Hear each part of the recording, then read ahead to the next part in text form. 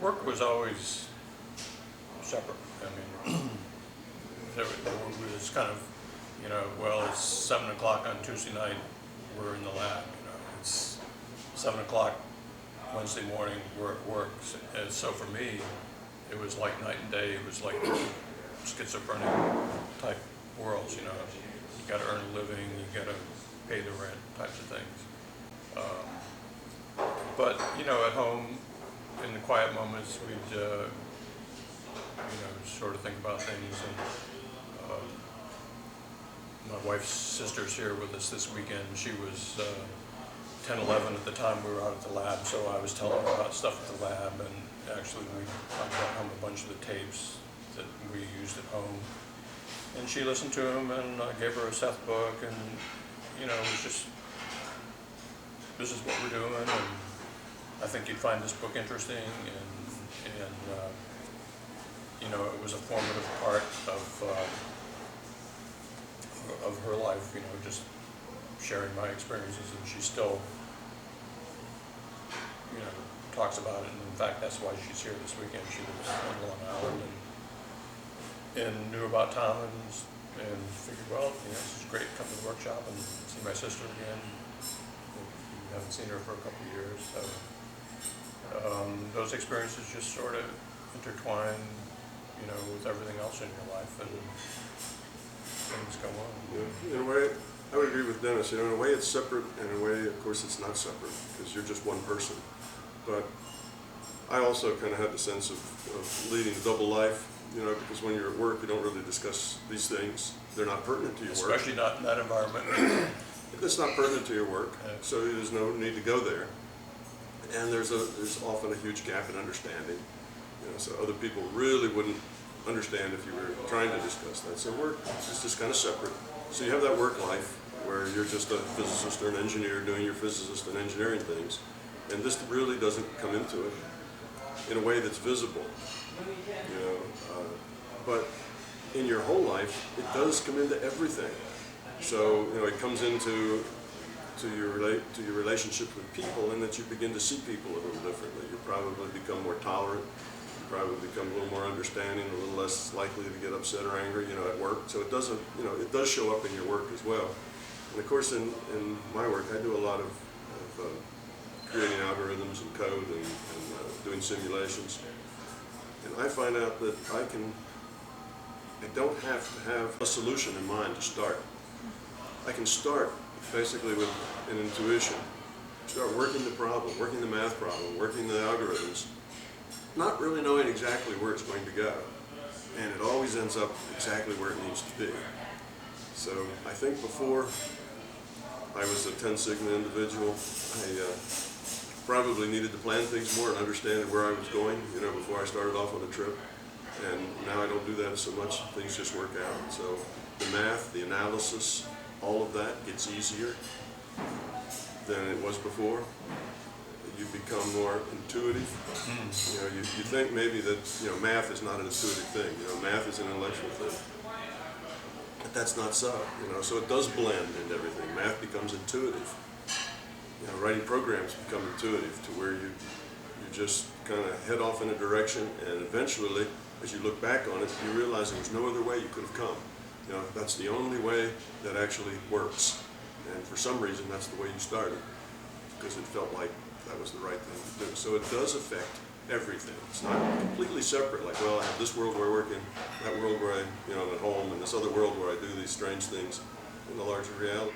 It, of course, affects relationships with people. You're raising children. I've raised 4. 3 now are ages 23, 24, and 25. Your children. Yeah. So I had all that going on, at the time. And, you probably raise them different and interact with them different because you're a different person. So it does affect everything. You see things from a bigger picture. You're not as likely to get stuck in the details. In the little dramas and the small things, everything from a bigger picture perspective kind of looks different than it does. So yes, it affects your whole life. It affects all your relationships. It affects even the physics and the math that you do. But it doesn't show. You see, if you talk to the people at work, they would just say that, I'm a competent physicist, I come up with really good algorithms, I can solve problems that are hard to solve, and I'm just, like everybody else. I don't come across, at work as being particularly different in that sense. They don't, I don't walk around, in a daze and, Oh, well, no, know wait where I'm a going. minute. I mean, we would often go into his little cubicle and he'd have that 1,000-yard stare, like, huh? But his body was here, but he was someplace entirely different, working on something. And I found, looking back probably too, I became more intuitive and went with a lot of hunches, and there'd be a number of alternative paths to go down, and you just sort of pick one and turn around and, well, that was a good choice, how that worked out. So We've shown, Dennis and I just mentioned a few of the kind of minor little things, but if you had to, if I had to put it on a scale, Dennis would probably agree with me. Let's say where I came into this at 25 or 26, back in 1972, in the early 70s anyway, to where I am now, I'd say there's been, I don't know how to explain, on a scale of 0 to 100, the difference, 0 being none and 100 being totally, absolutely, dissimilar, I'd give it a 99. I give it a 200. Yeah, something like that.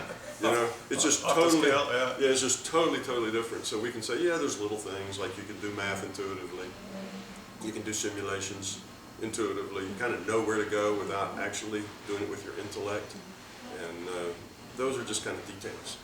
Fundamentally, it changes your whole life totally and completely, and the change is wonderful. The change is really good.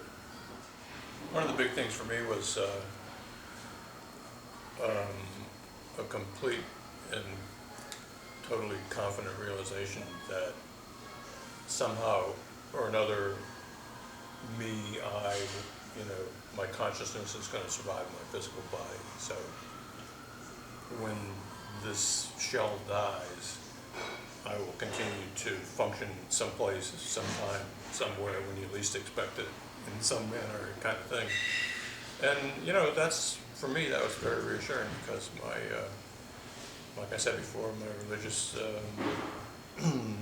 brainwashing was very, very mild, and when I got to college, I was a confirmed agnostic, and maybe there is a God, maybe there isn't, and maybe when you die, there's nothing, and just I don't know, kind of thing. So you're kind of left in that limbo of uncertainty,